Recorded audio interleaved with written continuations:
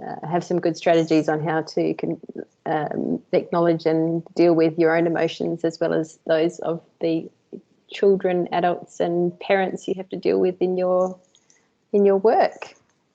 So I'm going to hand over to Craig to do a bit of housekeeping tonight, and then Jamie and Andrew will take over. Have a good evening. Welcome everybody. One of the things that we're going to be doing tonight is we'll be recording this this session, which will be available for everybody to download, and those ones that miss out on the webinar will be able to view it as well. So knowing that, please, if you can turn off your camera and microphone if possible, it just helps with the connection and also clarity with regards to sound and so forth. So in the top right hand corner, or if you wheel your mouse over the middle, you'll see a camera icon and also a microphone icon. If you just tap that, that'll turn your camera off and your microphone. It's something that if you want to ask questions and so forth, there's a chat speech bubble. If you tap on that, you can actually put a question in the chat or raise your hand at the end of it when we do get into question time towards the end. So feel free to please ask questions along the way if you're not sure, and that way we can then present the questions to the presenters at the end of the session. So use the speech bubble if possible, and please, if you can just keep your cameras off and microphones muted, that'll be fine. We will be asking a couple of questions to a couple of people during the session, and we will unmute them as needed. All right, I'll hand over to Jamie. Thanks, Craig. Hi guys, so my name is Jamie, and I will be running this webinar along with Andrew on emotional intelligence. So we're both senior instructors. Andrew works up at Newcastle, and I am a part of Hunters Hill Sailing Club doing some work there. And we've both learned, a lot of these skills we're about to share with you through experience. So they're not things you can learn in a textbook. They're soft skills, and sometimes they're learnt the hard way. So we really hope that this webinar gives you a couple of pointers, because it can completely change your session if you have good emotional intelligence and know how to navigate the many different emotions your participants will have. So over to you, Tosh. Thanks very much. I'm going to ask Gemma to play the video if you would first.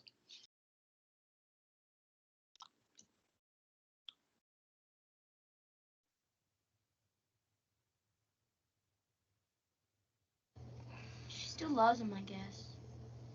I see her crying sometimes. She denies it totally, of course, like she got something stuck in her eye.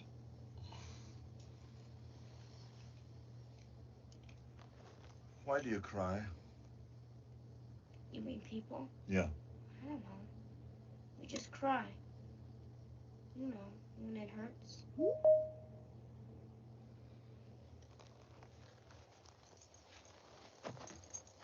Pain causes it? No. It's different. It's when there's nothing wrong with you, but you're in anyways. You get it? No. All right, my man! No problemo. Give me 5. Put out your hand like this, come on.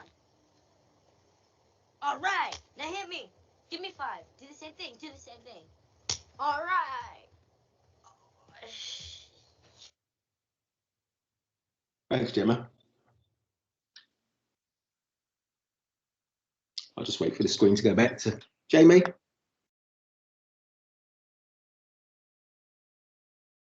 Hey, Jamie. There we go. I think it just takes a second. Fantastic. For Gemma to get up the new screen. Yeah, there we go. Great stuff. Thank you. Thanks for that, guys. So let me give you the backfill to that story. It's a scene from Terminator 2, which was the highest ranking box office movie way back then in 1992, grossing at $800 million. It tells the story of a human-looking robot sent back in time to protect a young boy. As you can deduce from that said scene, the Terminator has 0 emotional content within. Next screen, if you would, please, Jamie. Yeah. Fantastic, thank you. So, a brief overview. Tonight we're going to be looking at emotional intelligence. What is it? Why is it important to us? How do we apply it? Good versus not so good, and how to shift frustration and how to have a difficult conversation. I'm just going to pause on that screen if I could. Jamie and I will present this tonight through factual information, theories, stories, and maybe a few pop-up quizzes. So please stay attentive, folks. Okay. Next screen, if you would, please. Jamie. Emotional intelligence, EI, is the ability to perceive, control, and evaluate emotions. It's important to us as instructors as it enables us to create rapport and empathy with our students, as well as improving the effectiveness within our team, within the team environment. By us recognizing our emotions and those of others, we are able to communicate more effectively. Pause that slide if you would, please, Jamie. Okay, let's make sure you're still in the actual room and looking at your computers and you were paying attention 2 weeks ago. I'm going to ask you a question, and if you could just place some answers into the speech bubble, please. What percentage of communication is via words? Could you type that into the speech bubble? Just have a guess, or if you know, pull it in there. We've got some responses coming in, Gemma. Not yet.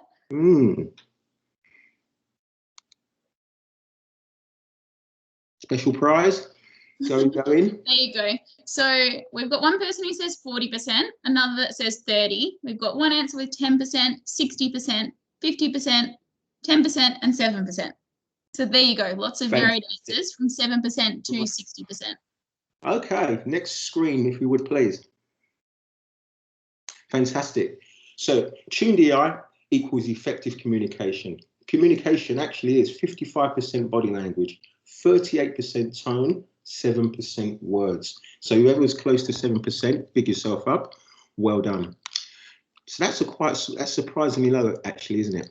And if you told me that 2 years ago when I was stuck in Thailand International Airport trying to negotiate a taxi 100k away due to my transfer not turning up, I definitely wouldn't have believed you. But it's actually true. So let's look at some examples of good emotional intelligence and how this improves communication. Hopefully, most of you are familiar with the comedian Jimmy Carr, who displays high levels of emotional intelligence. The contents of his touring shows will differ night to night based on location, age, race, and gender mix of his audience. He can almost instantly read a crowd and after a few gags change the whole show for maximum effect based on what's coming back from the audience. However, I'm not suggesting that we teach sailing, powerboating, or windsurfing through stand-up comedy, but we've all seen examples of good EI in our clubs. That instructor who the students consistently gravitate towards. Not only can she engage the group through being animated and having good empathy, she also has the ability to adapt teaching styles to change and suit differing groups while still covering the syllabus. She builds trust through verbal and non-verbal cues, great communication, and the ability to recognise, identify, and clear up any misunderstandings. Jamie has an even more interesting example of EI, so I'll pass the mic over. Yeah, another good example of emotional intelligence is one of the FBI's top hostage negotiators, and you might have heard of him. His name's Chris Voss, and essentially he gets paid to be on the phone, so there's no body language involved, it's all verbal, be on the phone to terrorists or criminals who have someone captive, and he has to negotiate with them to get the person free.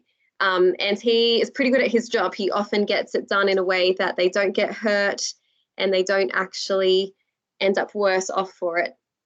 And a big element of the way he does this is he looks through the other person's eyes and thinks like they do. And we can apply this in a much less serious situation with communicating with our sailors. If we're finding it difficult to communicate, we might need to shift our perspective and look through their eyes, whether that be an 8-year-old and the world that they're in, or a 16-year-old and how their life might be very different to ours. And another big aspect of how he does what he does is he doesn't listen to reply, he listens to understand. So a lot of us fall into the trap of sort of half listening, but we already know what we're going to say as they're speaking. But to really be effective, you want to be fully present listening to the words they have to say, and then actually shape your answer around that. So you're not worrying the whole time about what you're going to say. You're just trying to understand them. And that's really good listening. And it's a skill you have to develop. It doesn't happen naturally. So we're going to move on to dealing with frustration. So the reality is there's plenty of frustrating moments with instructing. So here we're going to touch on the perspective of the instructor, so you guys, and then we'll later touch on how to navigate the emotions of our sailors or participants. So as an instructor, we need to think of the outcome if we express certain emotions. Will it help the situation or make it worse? So for example, I know I've been here where a sailor just isn't picking up. You're saying push the tiller, and they pull it and jibe and sometimes even bang their head. And it's like, oh, what? Like if they just listen to me, and it's really easy to build on that frustration. But it's really important, I'm going to share a story in a second, to remember that they're not there trying to make your life difficult. This is shifting into their perspective of there's often information overload and they probably just couldn't even hear the words because they were just so present worrying about what their hands are doing and where their body is in the boat. So here you want to think about the outcome. If you keep repeating the instruction that they didn't hear, is that going to help the situation? And you need to adapt and change, which actually helps yourself in the long run. So my story is I was coaching in China 2 years ago, and it was actually the same spot that Andrew was coaching in. We discovered recently, a little village in the middle of nowhere, really. Anyway, the Chinese sailors were really well behaved, except for this one boy who was quite young, around the age of 9. And on the water, he would sail off the completely wrong direction. And I would come alongside, or another coach would, and re-explain that we're sailing around the triangle course. And we pointed out each of the marks with him, got him to show us.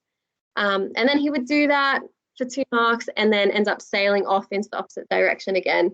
And it was quite destructive to the group because that takes our attention away, and it was starting to get quite frustrating.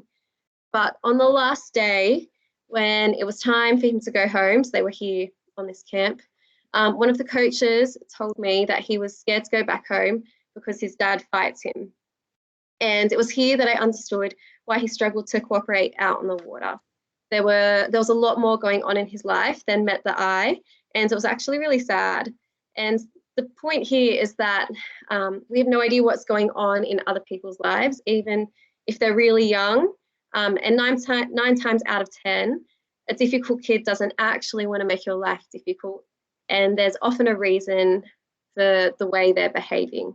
And finding out this just completely shifted all frustration to empathy. I really felt for this kid and just wanted to help him and make his life better. So often we don't know everything that's happening in the kid's life. Maybe it doesn't have to be that drastic. Maybe they just had a bad day, or even if they've come out of lockdown and they're just feeling really agitated. So when you do feel frustrated, try to shift that onto, well, what's going on for them? They're not trying to make my life difficult, but maybe they need to have a break and sail off by themselves, or maybe we need to chat. And maybe they just need to know that I care and want to actually help them learn how to sail. In all of that, have a desired outcome in mind. So when you are feeling something, try to shift that into what you actually want to achieve. And maybe that's just helping the kid have a better time out on the water, and then work back from there rather than make decisions in our emotions. So Andrew's gonna touch on some emotions that cause barriers. Excellent. I was going to get him to do a little quiz, but I'll let him off. So, what sort of emotions might so we might be emotionally ready to teach, but what sort of emotions might our students be feeling? which can cause barriers to learning. They might be nervous, scared. They've never set foot in a boat before and find the whole healing motion a little frightening or completely overwhelming. Obviously here, reassurance will help, and we can empower them by putting them on, getting them involved very early. I will often place the nervous student on the helm at first opportunity in a kill boat, as I find this puts him in a place of control and provides a focus. We could also use distraction techniques through social engagement. Ask them about themselves, what they do for a living, recreationally, etc. You might even use some humour to break the ice and relax the crew. Fear of failure, pressure. Good EI will enable us to gently build a skill or break a complex one down, as we understand the pressure that the task is placing on the students. We need to recognise that that pressure can sometimes mount, and if things are not working for the student, so we might stop and take a break and come back to it later. Fear of failure. Our body language and feedback needs to be encouraging, with a decent amount of praise at every juncture and constructive feedback, even a quick thumbs up mid-exercise, which celebrates the student's achievements and will help build confidence. Next slide, if you would, please, Jamie. Thank you. Yeah. So from here, we're going to touch on how do we address those big emotions that our sailors are often feeling, especially when they're new, in conversation. And in just a second, we'll watch a video by a psychologist called Mel Robbins on how to have difficult conversations. She takes this from the perspective of a manager talking to their employees, but I think this applies to plenty of other situations. And I'm sure most of you have had to have a difficult conversation of some sort in instructing. They are necessary to keep it as functional as possible. But of course, we do have the option to ignore it, but that doesn't solve the problem. So a couple of examples could be talking to a parent whose kid isn't ready to progress to the next level, but the parent really wants them to. Communicating with a pushy parent in general. Addressing something an instructor you manage did or didn't do. And this even works with talking to as a hesitant or anxious participant. And a big part of what Mel says, which we'll hear in a second, is that we need to learn the skill of untangling our emotions and try to help the other person untangle their emotions from the subject matter, which is so much more easy said than done. It's a tough thing to do. It does take practice, but being aware of that and trying to do that is a good step forward. So Gemma, if we could switch over to your screen and play the video. Stressful conversations are unavoidable in life, and in business, they can run the gamut from having to fire somebody, which is like the most gut-wrenching thing you will ever have to do, or admitting failure, that you really blew it, or another thing that you might have to do is deal with a customer who's really upset. How about a smoothie? What's in that? Smoothie's a juice drink. We want coffee. And I think it's very natural to want to avoid those conversations like the plague. But especially in business, there's an epidemic right now of people that are unwilling to have uncomfortable conversations. Harvard Business School just did a study and they found that 67% of managers are uncomfortable talking to the people they manage. And this gets me to what I want to talk to you today. It is the secret to how to have a difficult conversation. Because what's critical is learning the skill of untangling your emotions from the subject matter and being able to go face to face with anybody and have that difficult conversation. There are 4 techniques that I use whenever I'm going to have a difficult conversation that help me stay focused on what I need to talk about instead of getting hijacked by my emotions. Number 1, I always start the conversation by acknowledging my responsibility in the mess that we have to talk about. Whether it's the fact that I've avoided dealing with this sooner or whether there's something that I've done that's contributed to the situation, I acknowledge it right up front. And one of the reasons why that's so important is because by accepting some responsibility, you're diffusing the other person's emotion. You're also honoring them a little bit, and it sets a much more level playing field for when you get into the difficult things that you need to talk about. It's also going to put the person that you're speaking to a little at ease So they're going to be able to listen. Number two, you want to have a goal. Never go into a difficult conversation without an outcome defined before you go into it. The reason why the outcome is so important is because this conversation is going to be a roller coaster. The person that you're talking to might get upset. You yourself might feel emotional at some point, whether you're angry